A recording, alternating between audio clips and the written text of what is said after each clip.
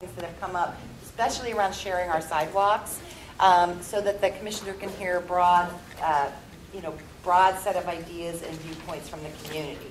So it is advisory, it's to just kind of get the thinking out there. What we have been doing is going through, reading the reports, having conversations about the tickets that have been given. Historically, this group has helped design the tickets and design what kind of statistical data they want collected from the tickets. So, but we've done quite a bit of that. So if someone you don't know, one-on-one, and introduce yourselves. Just take like 2 minutes each to introduce yourself, and then you'll be asked to introduce the other person. Is this like speed dating? It's the start of a new relationship. Yeah. Really don't know? Well, I know you all know, or just somebody that you like. It'd be great if you had somebody you talk to all the time, but. Most of us know everybody. So. Okay, give you about 4 minutes to do that. Oh, do you have some? So, how do we spell your last name? G-E-N-T. Oh, like Yeah, really. Isn't that a good one? yes.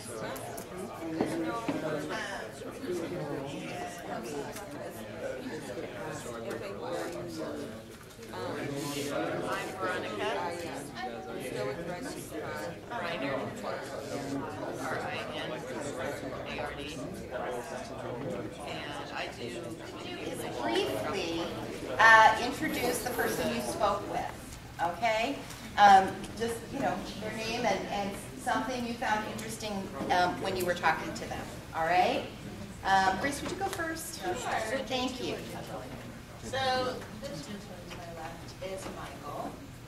He was on the board of Sisters of the Road and now is part-time working actually at Sisters of the Road on their sort of healthy, they're taking a pathway to work more on healthy initiatives. So universal health care, they see that as a human right,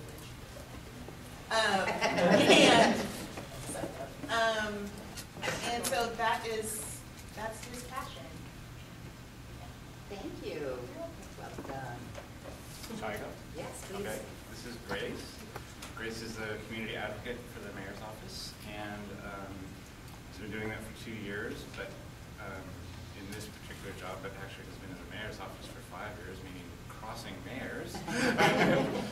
And was born and raised in Portland and is planning on leaving us, maybe, for a while to go to school and study education and be a third-grade teacher, which she graciously pointed out will be slightly different from what she's doing. But not a lot. Thank you.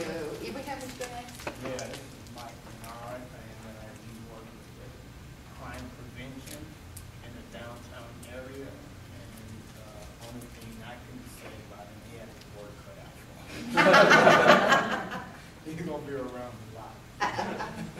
All right, so this is Ibrahim. He's with the Right to Survive and Right to Dream too. He's the vice chairman, and they basically just coordinate a lot of stuff with them around the downtown area. Great. Well, let's go to the table. Michael, would you go next? This is Stacy Brewster from Commissioner Salzman's office, and he's in charge of, community relations? Public advocate. Public advocate, kind of community relations. Yeah. Fielding emails from the community and responding to them, try to coordinate their advocacies with Commissioner Salzman.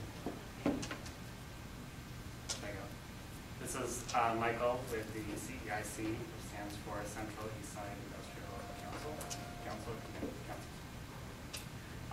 And he also represents some property on the east side that he'd like to see developed. And we had a little discussion about urban renewal.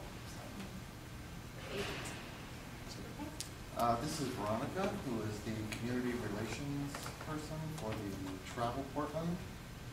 and was kind enough to sort of give me a thumbnail sketch of this committee and what it does. Very interesting. And thank you very much. Appreciate that. Great. We're glad you're here. And this is Bill Gentile, and he's a volunteer with Elders in Action, and he's filling in for Tara, so his first time here, and didn't really have a lot of background on the group, so here to learn, I think, today. Well, we're glad you're here. Mark, would you go? Sure. So this is Lisa. Lisa is a member of Rights to Survive and an advocate for Right to Dream too, and passionate about trying to make sure that folks who are living on the streets understand their rights and aren't faced with getting citations while they're outside. She's been here for a couple of years. This is Mark Jolin. He is the director over at Join. He started getting into should I say social work? And working with the houseless in '89 in Philadelphia. And he was educated in Chicago. He went to school to be a lawyer there. And then in '93 he joined with Join, and he's married and has an 8-year-old. Nice. Great. Thanks. So let's go. Would you introduce yourself? Yeah, I'm Marion Reese with the Best Community Advisory Committee. Sorry, I laid That's quite right. make the. Do you want to tell us one interesting thing about yourself? I've been in Portland about 8 years, and I've lived a lot of places around the country. Great. Thanks. Well, I didn't get to interview anybody, but I Oh, I see. so. You did. Yeah. So let me have who's going to introduce Lori? I guess I will. What thanks? She's Lori. She's from the other side, as we like to call it. No. She's from the, I want to say public defenders, but she's the other side. District attorney. Yeah, the district attorney. I did the other side one time too. So I've been on both sides. How about you all? Can you introduce each other, or just? I'm Shasta. I'm introducing Mimi. We're all with Right to Survive and Right to Dream too. Both of us are new at this, and we just want to learn about citations and to deal with the houses. We're really glad you're here. Thanks. My name is Art Rios. I'm with Right to Survive, advocate for Right to Dream too, and those that need sleep every day.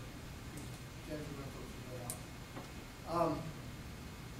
I've known Amanda for a while. I'd say Amanda has been around there as I've been around in front of City Hall, and she supports a lot of different things that we do in different ways, and she likes what we're doing. Also, to my right here is Jason Kay. He is with an organization called HaHa, which is also a big supporter of the Right to Dream Right to Survive as well as I'm for HaHa. He's also a military, ex-military veteran. Both come from different drug treatment programs. We're both alumni in different categories, and we take on a lot of stuff for the houseless community. Thank you. That's great. Would you introduce me? Oh, crap. I think you've met. We don't want to get to this one. Brief. Remember brief. My name is Jason. This is Wade Warner. He's the founding director of HaHa. Can you say what HaHa means for everybody? Homelessness in America. I'm not sure if I want to say anything interesting right now. We just both. We'll leave it at that. All right, and maybe I'll introduce. This is Mike from the cable community media, right? Internet, indie media, mostly. Okay, indie media, and he's here every month to film what we do so that the world can know. Glad you're here. Thank you. And you could introduce yourself. We can all go around and say something interesting. I'll introduce Sarah. Okay, great. This is Sarah Hussein. She's worked with me in my office since almost the very start of my administration. She had to give notice at her previous job in the state, which was working with the Department of Human Services. Public health. Public health. She has a master's in public administration. Specialized, I always get it wrong, but it's administration of public health. She's amazing. She was born in Egypt and just does so many different things to help me in the work that I do and to serve you. And is recently married to a Portland police officer. Sarah, would you like to introduce the commissioner? This is Commissioner Amanda Fritz, and she's been a commissioner since 2009 and was a registered nurse working in mental health for 27 years. And she's awesome. And there's a lot of other things I want to say, but I can't because I'm on work time right now. Read between the lines and figure it out. Thank you. Okay, great. Did we cover everybody? Did we get you? Oh, yeah. Well, I sort of introduced myself from the beginning, and I think a lot of you know me. So I'm Judith. I've lived in this community for over 30 years, raised my 3 kids here. I was a mediator for a long time, and now I get the opportunity to use a lot that I've learned over facilitating public meetings and doing mediation and stuff for my work in the city. That covers it. Great. So we're going to start with our reports. I don't see anybody here from the police bureau. Did you hear from anybody, Sarah? Oh, Captain Westbrook said that they're very short-staffed today, so one of the other sergeants was going to try to come, but she wasn't sure. Okay, but can we review the reports? Are there copies of them? They should Yeah, be put in them the on middle the of the table. table. We usually just put,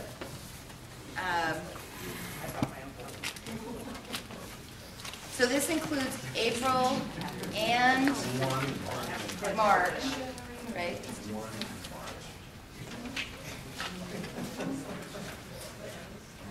So usually what we do at this point for those who are new is that this is an opportunity to get more details. We've looked at sometimes and said, oh, look, there's a bunch of things going on in this one area. What's happening with that?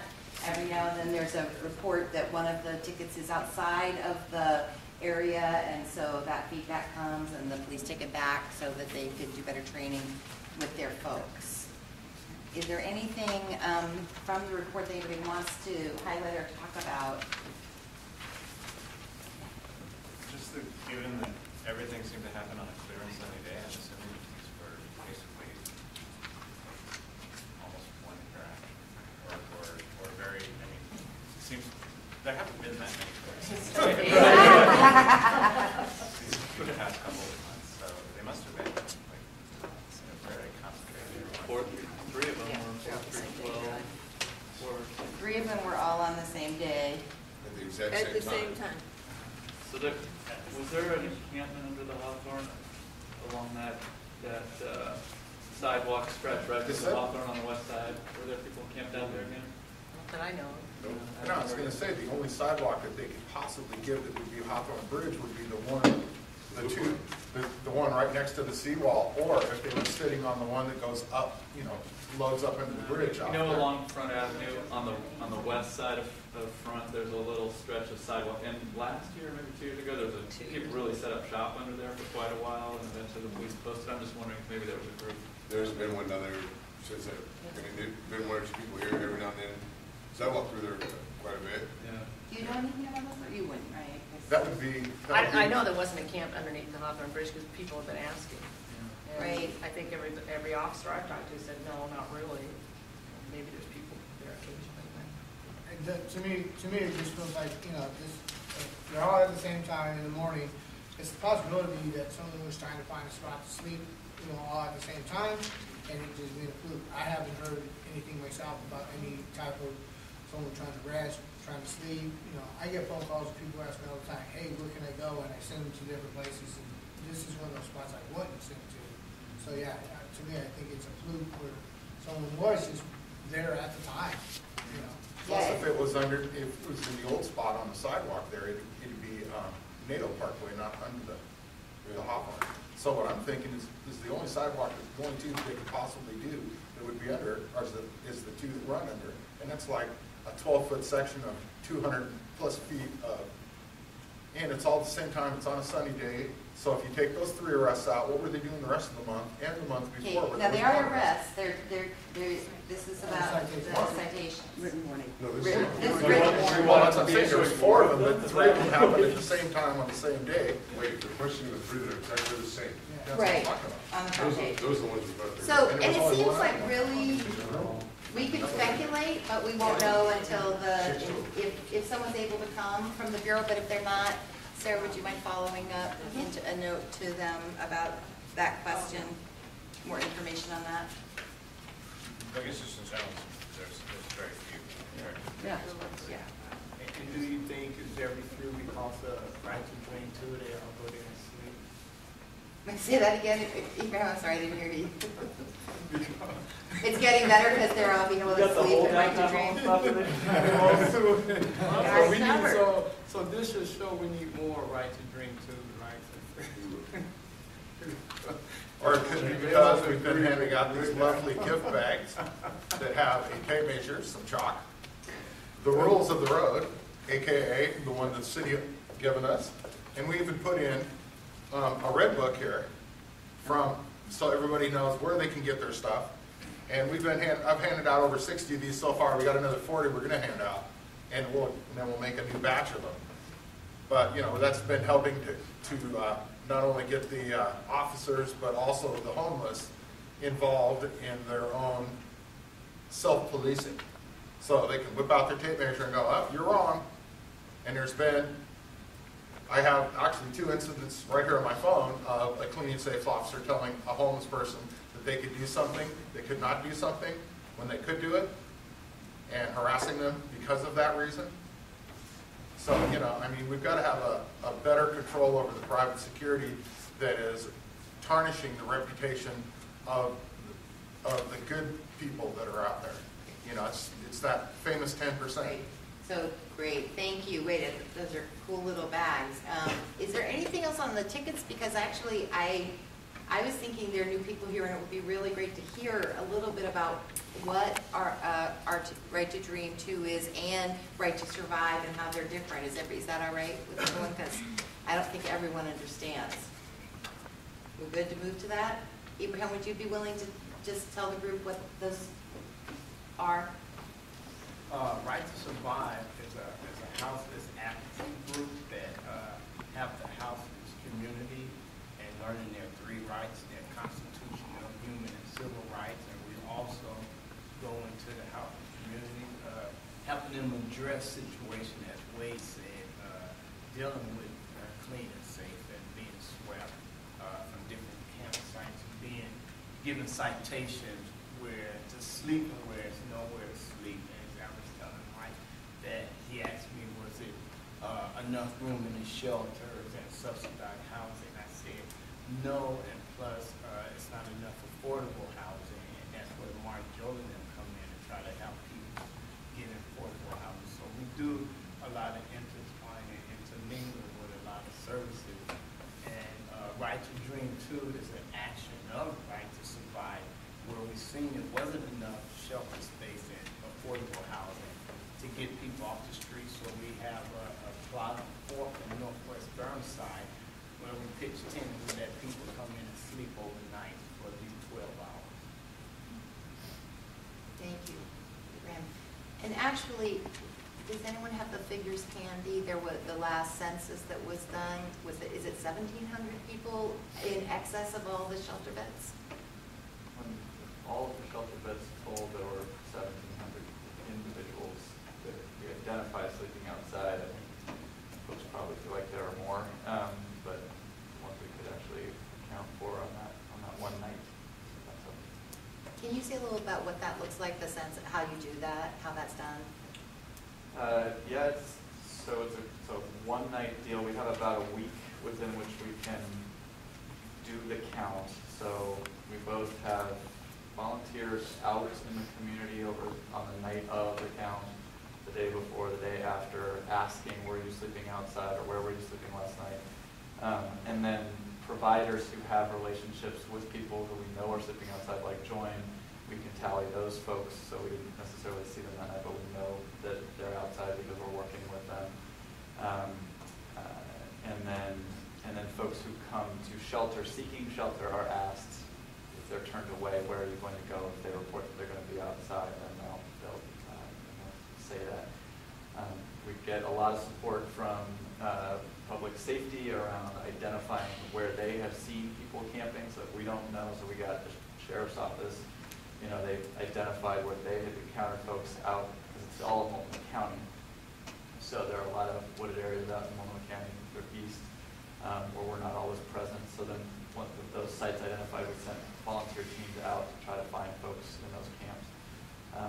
So it's, it is not a block-by-block census enumeration of all of the area. The park is huge. We're not able to go everywhere there, for example, but it's trying to get a ballpark, essentially. And we've tried over time to maintain a similar methodology. The street count gets done every 2 years, whereas the shelter count gets done every year. And so that we can at least try to compare over time how we're doing, we've tried to maintain a similar methodology. And the numbers were up. They were up 7 or 8% over last time, both on the shelter side and on the street count side, which wasn't too big a surprise given what we've been going through in the county. Could you quickly just say, also you talked about CAHA and what you're doing, and we talked about it, can you just say briefly what Join does? Sure. So Join has a community resource center day space on 81st on Halsey for anyone, but it's mostly folks who are still on the street or recently off the street. They can access basic services, showers and mail services, computer, or just get off the street and have a safe place to be during the day. And then we have a street outreach team that tries to engage folks who either can't get into shelter because they don't fit the profile or don't feel comfortable going into shelter or just can't get in because the waiting lists are so long. Work with those folks, and it doesn't really matter, so we'll serve singles, families, whoever's sleeping outside, and try to work with them to get them back into a permanent living situation, and then support them once they're inside to retain that housing. So it is a street outreach program, but we're not a 24/7 on the sidewalks organization, because the 6 outreach workers are actually responsible for the housing work, helping people move furniture, helping people get set up and find apartments and that kind of thing. So we are a physical presence on the streets throughout Multnomah County, but we're not out there, 8 hours a day on the sidewalk. So we're often not visible. The outreach workers do not wear vests. They're not, don't have buttons that say they're with Join, but they definitely are out there looking very hard. What other organizations are represented here? Would you say something about what Travel Portland is? We're the tourism marketing organization for the city, so we both recruit conventions to come here and bring their delegates here to spend money in our stores and our hotels and our restaurants. And then we also do leisure travel marketing to bring the individual traveler here as well. Do you want to say anything about Elders in Action? It's a great organization. Yeah. It's a nonprofit that has a lot of different functions. We have volunteers who work in our Speakers Bureau to go out into the community and educate them about what we do. We have personal advocates that help people resolve a problem at their residence, if it's an apartment, or try to get them a service that they've been having difficulty getting. And we have the commission, which is sort of like a separate body that works on issues for seniors and people with disabilities, and also for the community in general. So it's not necessarily, it's the idea that just because you got older, that means you got stupid. You can still behave and participate in the community just as vibrantly as anyone else, and you bring to bear a lot of different points of view and a lot of experiences to help shape those kinds of policies. We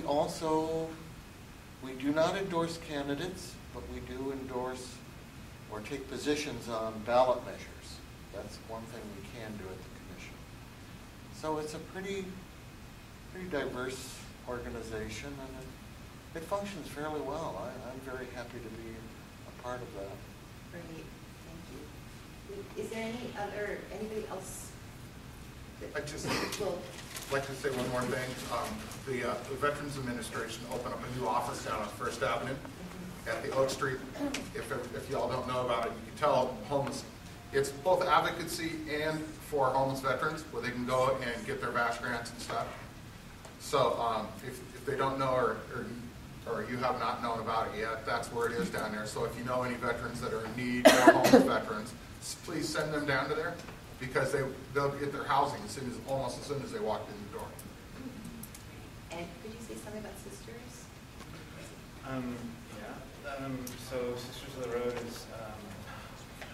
operates a nonprofit cafe on Northwest 6th and Davis, and it's been there 32 years now, and we serve low-cost, $1.25 meals, same price as cheaper than a bus ticket. And lately we've been doing a lot of work around food sourcing and food justice, and we're up to about 70% organic, locally grown produce, and the meals are you can pay by cash. You can use food stamps. It's the only place in Portland, one of the few places in the country actually, where you can get a hot meal with EBT cards, and or you can barter, which is one of the longest standing programs. And it's one of the things that actually got Sisters going. It was one of the requests from when the two founders were sort of talking to people about what they wanted. They said, they really wanted a place where they could go trade labor for food and be treated with respect and have a little dignity and have a place to bring their friends and stuff. So we have a barter worker program that helps inform the barter worker program now at TPI and the West Park Commons. And a join. And then we work a lot on policy issues around civil rights and health, and we haven't been doing a whole lot of housing work lately because we don't really have a housing person right now. But I work really closely with Suzanne from Elders in Action in Healthcare for All Oregon, which you guys know a lot about Elders in Action, and a lot of other really great organizations. And we still have the pedestrian, what's the rest of it? Well, the City of Portland Pedestrian Advisory Committee just advocates for pedestrian issues throughout the City of Portland. Great. We look at a lot of times the new developments that are going in to see if the sidewalks are adequate and safe. Safety is a big focus for us. But we only have an advisory capacity to the City of Portland, so we can write letters to City Council and say, please do this, but they may ignore us. No, never. We may not do what you want. That's different than ignoring, right? Michael, could you say something brief about the Central East Side Industrial Complex? Yes. Not complex, complex, sorry.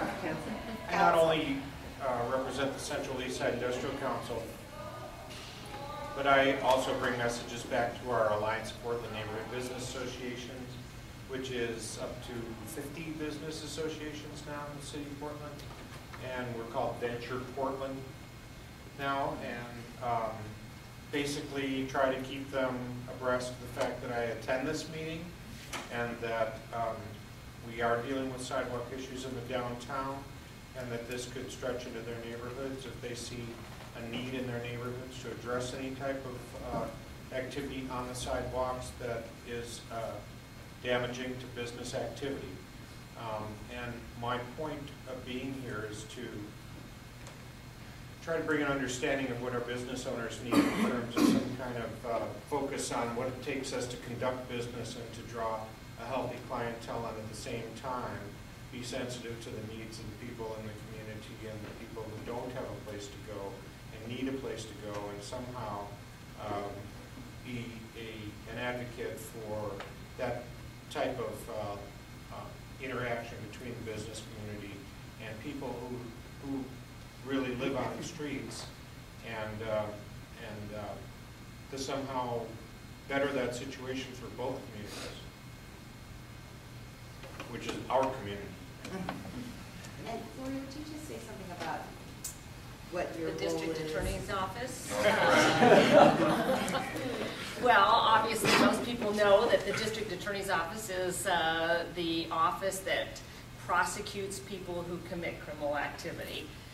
But we have many facets in our office, and even though our primary responsibility is to make sure, like Mike Trunk, the DA, says all the time, is that the rape, robbery, murders are prosecuted and we get convictions, and that we protect the rights of those victims in those serious cases. So, you know, underlying all that, though, we try to look at also working with the community on dealing with ongoing public safety problems that are impacting the community. And that's one of the things I do, and that's why I tend to go to a lot of meetings and listen to what everybody has to say and take that back to my office. So I'm a resource and a listener. Great, great. Well, thank you, everyone. Does anyone have, I catch everybody pretty much.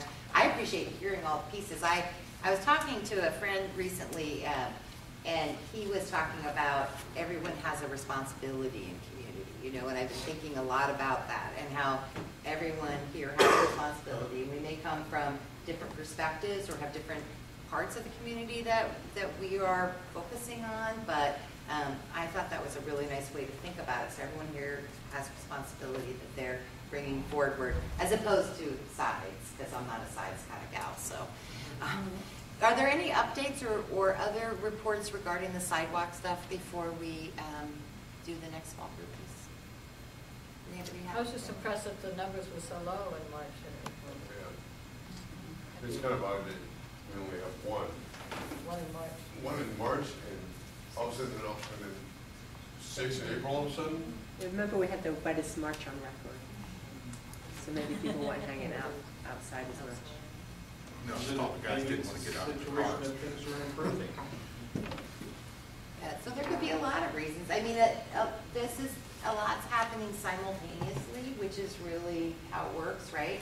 HaHa is going around with your bags and educating folks. I think people are becoming more aware, and we still have to figure out. I don't know that I think that's very odd. We have 3 identical, same time, same place, everything. So we'll figure out about that. Yeah, I have a question for the group. Do you think that the Bud Clark Commons being in full swing is making any difference? No. Talk to me about that. The only problem with the Bud Clark Commons is when it was first, you know, when you guys first started, we started talking about this, what, a year and a half, almost 2 years ago.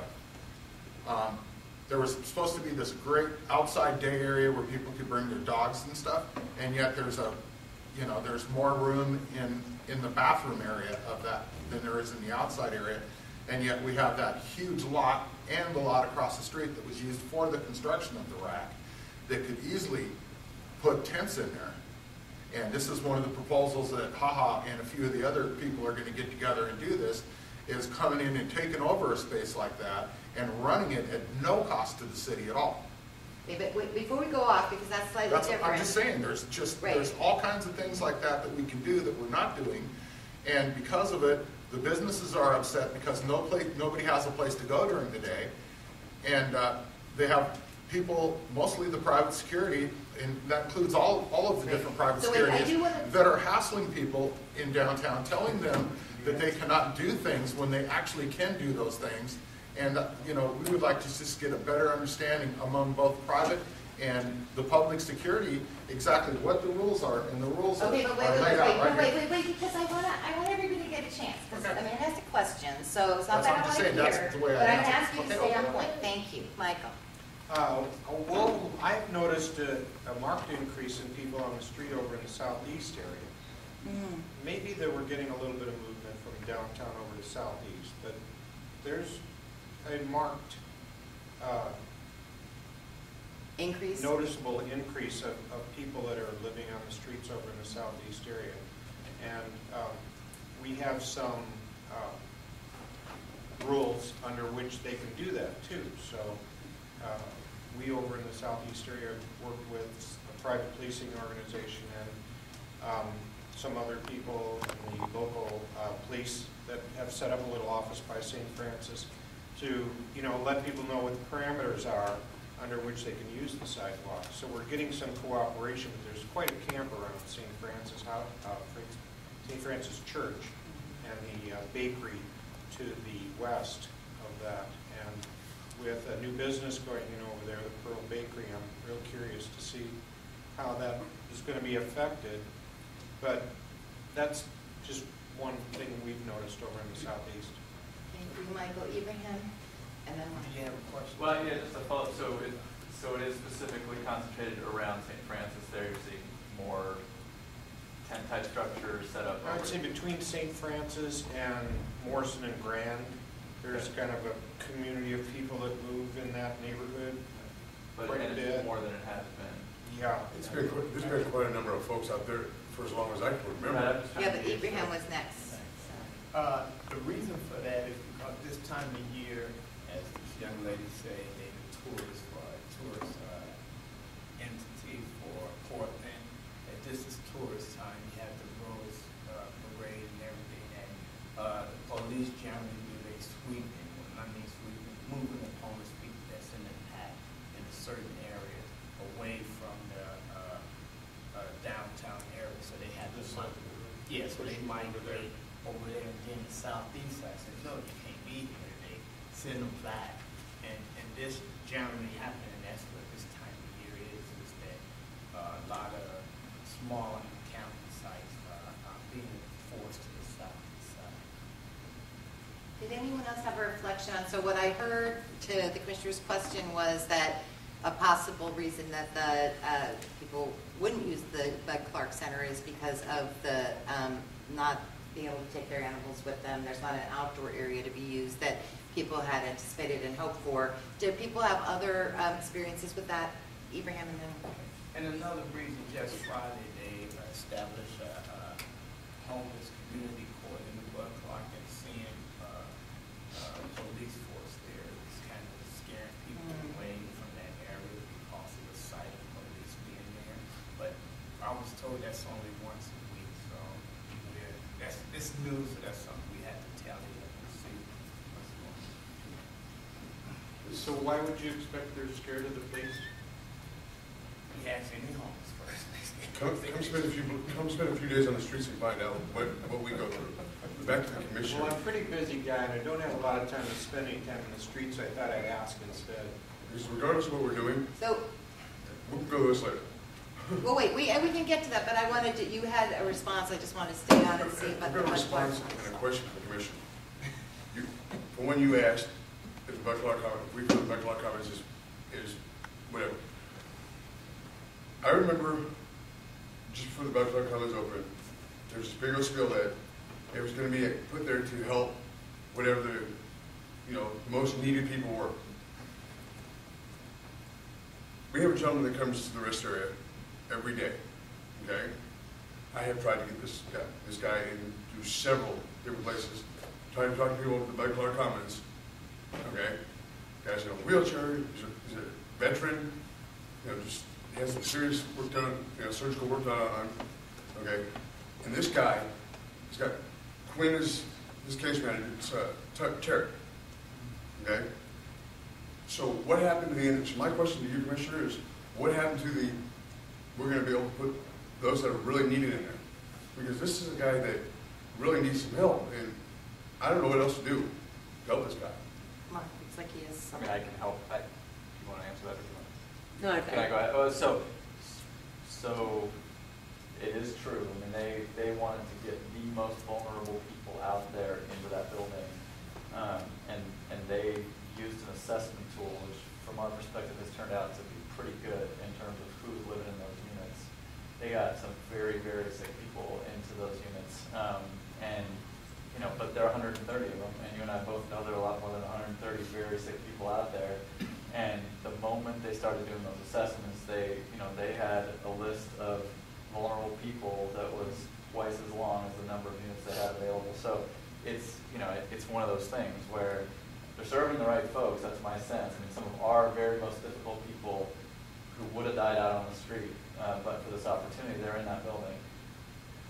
but we only have 130 units of it. So there are a lot of other folks, you know, that Quinn's working with and the other agencies are needing more of that kind of supported, intensively supported housing resource. And so it's, I think, yeah, you know, hopefully he's getting assessed and Quinn's going to figure out how to get him assessed, but even once he's assessed, it's a matter of what his number is on this vulnerability scale to determine when he can get into that particular building. So it's, and we've got some other resources like the Madrona in places that don't have as much support, but there too you got waiting lists. So it's, you know, there aren't any vacant units sitting out there for very long. You know, they turn over rarely. A number of people have already passed away at Bud Clark, and they've refilled those units, but it's a capacity question. Ibrahim? Yeah, my understanding is that it was going to be open to, like you said, the very chronic and the lower income affordable housing. When I was told later that it's only the people who receive SSI, that is what was going on, and that's notified people who really need it, who don't have SSI or can't afford that high rate of rent. I don't believe that's true. I mean, there are people in there who have SSI, but it was not a requirement to be assessed that you get long-term disability. There's probably a significant overlap, and they definitely want to try to get people onto SSI once they're in the building, because then the medical care that they get can be reimbursed. But it wasn't a requirement that, to my understanding, I don't know the folks we got in there, that whether they were or weren't, but if you're zero income, your rent is zero in there. If you're, you know, if you've got disability, you're paying 30% of your disability check on rent. So that, at least the way it's set up, it wasn't supposed to be that way. Wasn't there recently something about the number of deaths among the unhoused populations? I think I saw that on TV. Was that a report from Multnomah County or? Yes. Yeah. And it was 48 in the last year, is that right? 47. 47 last year. And that's it's a conservative estimate, because it is really just the folks who were identified as not having an address. Folks who were in shelter or had other addresses wouldn't have gotten counted. So That's 47 people every year. I mean, if something happened to any other group of population in Portland where 47 deaths happened, we would be going batshit, crazy over it. And yet, every year, this count is this or higher. What we have to do as a city is come to a realization that we cannot just throw people away. Right. So, were you going to say something about the homeless? Well, no, I was actually just to get back to the question. Yeah. I mean, I don't think there's any reason to assume that the Clark County hasn't helped cut down on, stuff on the street, nor that, Right to Dream 2 hasn't helped. I mean, I think they've all helped. So, but there are always people who don't fit into any of those. I mean, we've had people at Red to Dream 2 who've been kicked out of Bud Clark Commons for, something or other. And I've heard complaints about, from some people about the way they've been treated at the Commons, but that's to be expected. I mean, people clash. There are also people who will complain about the way they've been treated or or the sisters or anywhere. So, none of this, I'm not saying they're doing a terrible job or anything like that, but it's not going to work for everybody. And I don't know, at the time that I volunteered there, which I stopped doing pretty much in January because I just got too busy with other things, I was always there on Sunday mornings, and there were a lot of people there. Anyways, that was the rainy season. I don't know how it's doing now. And I don't know sort of that effect when they got a limited capacity, but the feedback we've gotten around the services that people can get there has been very positive. So, they appreciate the laundry, they appreciate that they can talk to somebody about rent assistance and housing, even though they're not in the shelter. So folks who are going there for service, they're not all getting the services they want and need, obviously, but the feedback we've gotten has been positive. Well, thank you all for that input. Sorry, wait, one more comment. Yeah, so you asked about that. So, most all these rooms are all single occupancy, correct? So, you say that we look at it being a good solution to some of the problems. But how about the folks that are doing the double ups? It being the new hub, downtown drug central.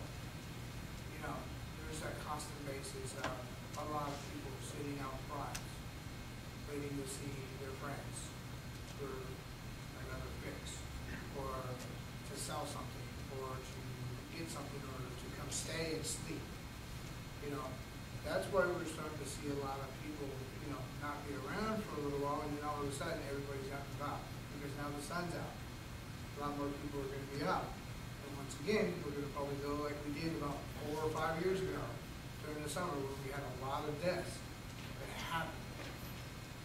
You know, it's a good thing that it's there, but there still poses a lot of big problems within.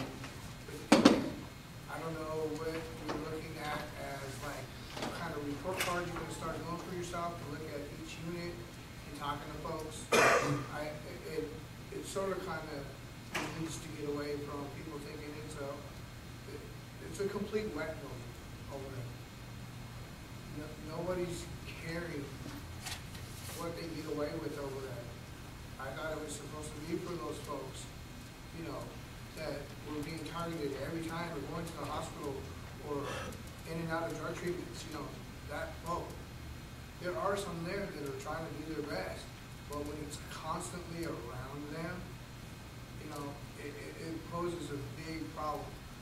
That's millions of dollars worth of project to me, and I'm sorry to say, it went to shit in 6 months. Too many deaths also. Sorry. There's a lot of challenges. Tell you how it is. No, there's a lot of challenges, and part of what we're wanting to do with this group for the next several meetings at least is to have some discussions about the issues that are still not fixed, and to listen to each other as well as talk with each other. So, you know, for instance, I'd like Michael and Jason to have a conversation about why people who live outside are afraid of the police, because Michael's asking because he wants to know, not because he's challenging the statement, that he wants to know. And similarly with some of these issues with drug abuse and such, you know, I've got to vote this coming week on whether we should have surveillance cameras in Old Town, which is a public safety issue. It's also a civil rights issue.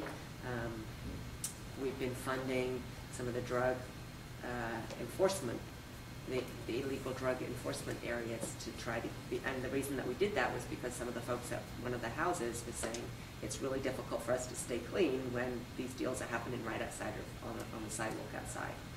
So, but then again, there's folks who say that is against civil liberties. So I haven't found very many black and white answers in a lot of these questions. And indeed, our whole sharing public spaces sidewalk ordinance is none of us, I think, thinks it's perfect, but it's a matter of, you know, can we live with it? And it seems like more and more folks are not getting cited. So if we could maybe go into our groups and just maybe did you have a format for what you want the group to discuss today? Well, I was thinking that people could say a little bit about why they're here. You know, why is this important to you, and why does it impact you personally? But also, if we have a question on the table, we could go into small groups, and if people are willing, we can mix up a little bit, and we could answer the question that came up about some reflection on, you know, why might people who are unhoused be less comfortable when they're around a lot of law enforcement? Yeah, I mean, that might be today's question. Mm-hmm. So if you could, are people okay with that?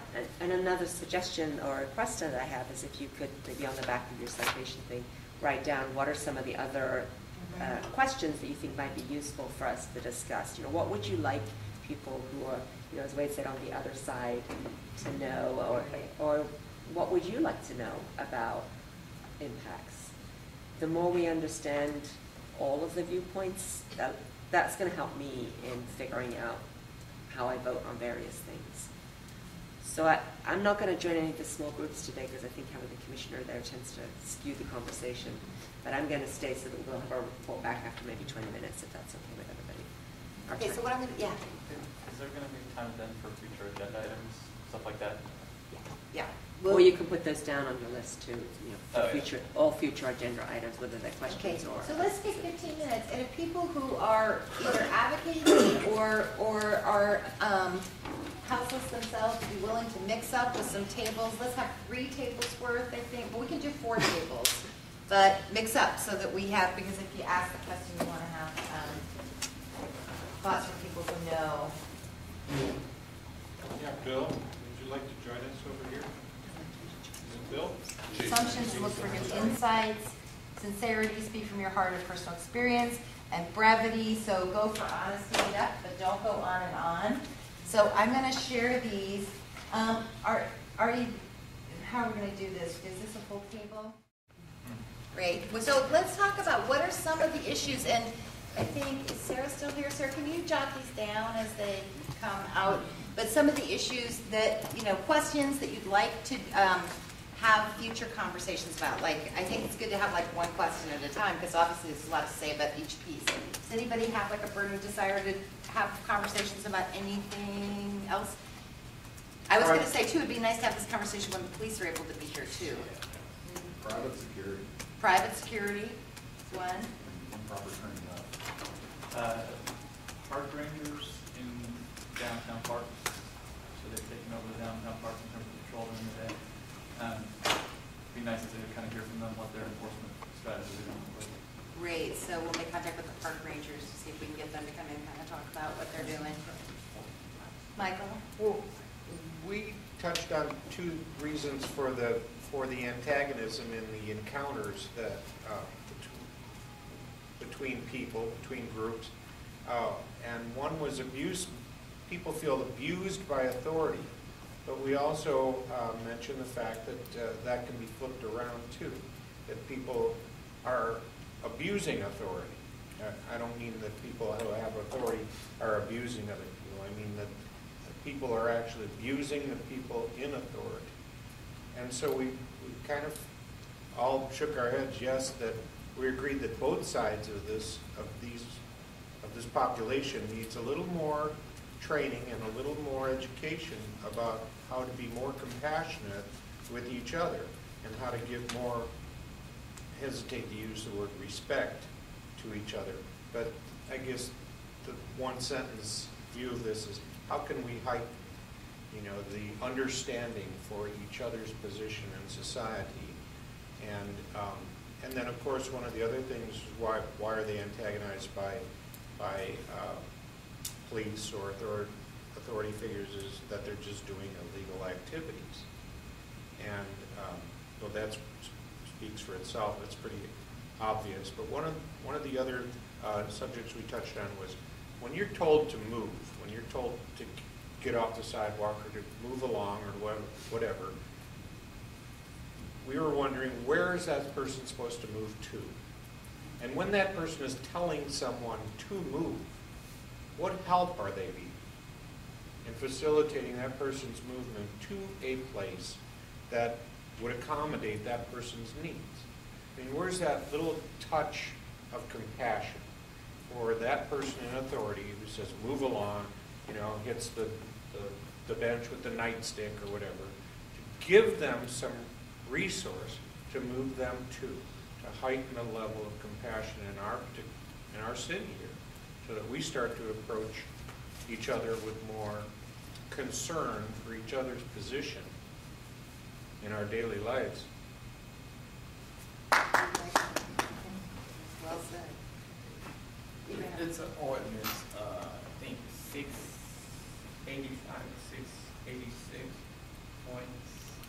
that says if the police move the homeless person off the sidewalk, that they have to have a social service agent or contact the social service agency to let them know these people need a place to stay.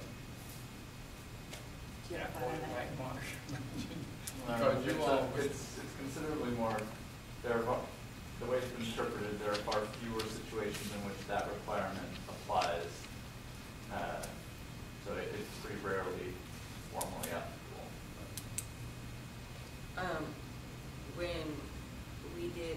Phoenix Rising, and they posted the noises. It said, the police will contact the social service agency. It doesn't say anything that a social service agency has to respond. But when you're wiping out an encampment with 20 or more people on it, that's 20 or more people that you're throwing back into the street. So I think in a situation like that, where there's more than one or two people, that there should be some more interaction where a social service agency actually does get involved, and just saying, oh yeah, we received the call, but we couldn't do anything about it. The police saying they made the call, and maybe they did, maybe they didn't. You know, some type of better setup. Great, that's another great topic for us to have in the future. Are there others? And you don't have to come up with all of them today. You can feel free to email Sarah, and you were saying you wanted to get on the email list, right? You already got that with Sarah? Okay, great. Yeah. Sorry, I forgot we were doing agenda items. So, I mean, as an agenda item, to talk about when you post and notify and how that, I think it's a very good topic of conversation. You know, just because they're doing it one way right now doesn't mean it's necessarily the best way to do it. Well, what we'd just like to work out is where can we go? You know, that's the whole thing. When you have no place to go, then the feeling of helplessness is intensified to the point where everything in life becomes confrontational. And when you get to that point, and a lot of people are, you know, when you've been woke up 3 or 4 times a night, and from personal abuse, my dog's, that's why he's not here, he's not doing well. Been waking me up 3 times a night. I haven't been able to get more than 2 or 3 hours of sleep. And I tell you, it's really affected me.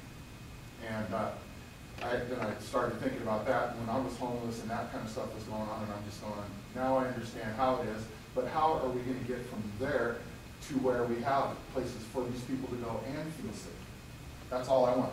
It's just some place for people to go and feel safe. That's it. Thank you, Wade, and thank you for, you know, if I can throw in, I've heard some incredible stuff about sleep and the right to sleep and the need to sleep, and I don't know if people would like to learn more about that, but I think that's been a big impact for me to understand what that's like for people. And Wade, I want to thank you for your transparency and willingness to group when you've shared that you have PTSD, because I think that's also really important to understand. You know, we're all walking with our own story and our own load to carry. And I think that's another piece that makes this even a more complicated story sometimes, and makes the relationships more challenging. There's been, I've read a little bit of press coverage about the ongoing, long-standing Health Oregon Law Center lawsuit about the camping ban. And how there was maybe a settlement, but now I'm not, but then there was nothing negotiated, and I don't quite understand how they could have settled it without actually. But I mean, I think one of the big issues, and one of the big issues that keeps coming up at this meeting, is the seeming arbitrariness of people not knowing what's good. You know, at various points the police have said, well, we, you know, as a guideline, we sort of don't bother people if there's 3 or fewer, but nobody really knows that, and it's not really written down, and then we hear of exceptions to that where exceptions are made. So there's not really, and maybe there can't be any kind of definitive. But even with the sidewalk, where the sidewalk ordinance does attempt to really be very specific, there are still times, clearly, there's only 6 violations in the past 2 months. Clearly, people are, I mean, I really don't think that only 6 people have violated the ordinance. So obviously there are times when the police are paying more attention and times when they're not. And it's, I guess it's just really hard to know what to tell people in terms of what you should watch out for and when you should watch out for and when you should look for. And I don't know if there's a way we can sort of begin to address that. But that's just too big. No, well, I think the whole thing is big, but it's ours, right? I mean, it's our human condition. So, Dr. Fagna, did you want to say any closing? Just thank you. Thank you for being here, for being willing to grapple with these really challenging issues. And I thought that today's session was really helpful to me, and it seemed like it was helpful to you as well. So maybe we'll keep trying this. And every other month for right now is what I think we agreed to, right? So go forth and bask. I think Yes, there's still enjoy sun. the evening. Time out there.